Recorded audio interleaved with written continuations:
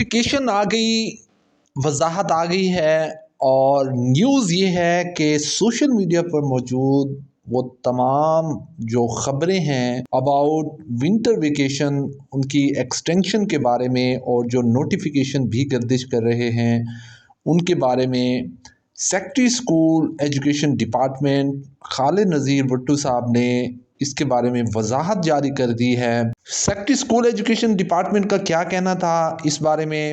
موسم سرما کی تعطیلات میں اضافہ نہیں ہوگا، محکمہ اسکول ایجوکیشن نے اضافے کی افواہوں کو مسترد کر دیا۔ سیکرٹری اسکول ایجوکیشن خالد نذیر بھٹو کے مطابق موسم سرما کی تعطیلات میں اضافے کے حوالے سے کوئی تجویز زیر غور نہیں۔ اسکولوں میں تعلیمی سرگرمیوں کا آغاز 13 جنوری سے ہوگا۔ عاطف پرویز سے مزید جانتے ہیں، بتائیے عاطف۔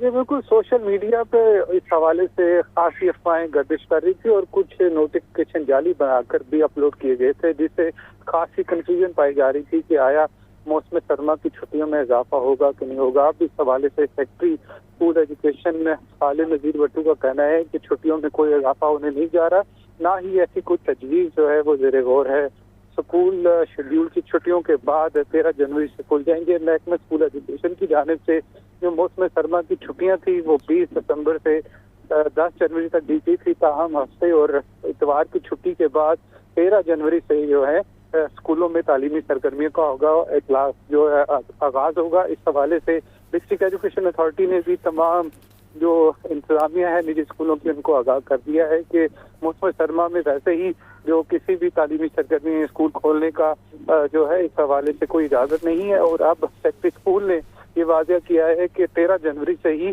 تعلیمی سرگرمیوں کا آغاز ہوگا۔ جی آپ کو شکریہ عاطف۔